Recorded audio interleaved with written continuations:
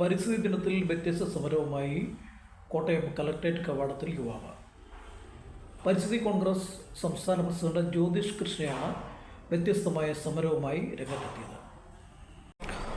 പരിസ്ഥിതി ദിനങ്ങളിൽ വെച്ച് പിടിപ്പിക്കുന്ന വൃക്ഷത്തൈകൾക്ക് പിന്നീടെന്ത് സംഭവിക്കുന്നു എന്ന ചോദ്യം ഉന്നയിച്ചാണ് ഒറ്റയാൾ സമരം.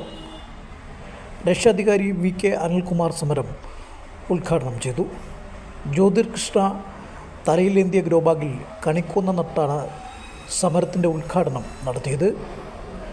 വൃക്ഷത്തൈകൾ വെച്ചുപിടിപ്പിക്കാനെന്ന വ്യാജേനെ സർക്കാർ പണം പാഴാക്കുകയാണെന്ന് ജ്യോതിഷ് കൃഷ്ണ പറഞ്ഞു.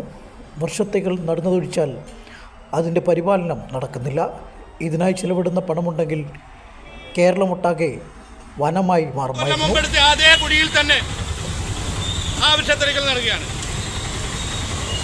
ഈ വൃക്ഷത്തൈകൾ നടുന്നത് ദോഷകരമാണെന്നോ അല്ലെങ്കിൽ കുറ്റകരമാണെന്നോ അല്ല ഞാൻ പറയുന്നത്. ഈ നടുന്ന തൈകളെ സംരക്ഷിക്കുവാൻ ഒരു നിയമം കൊണ്ടുവരികയോ അല്ലെങ്കിൽ ഒരു തീരുമാനം എടുക്കുകയോ ചെയ്യണം. നടുന്ന വൃക്ഷത്തൈകൾ സംരക്ഷിക്കാൻ നിയമം കൊണ്ടുവരണം.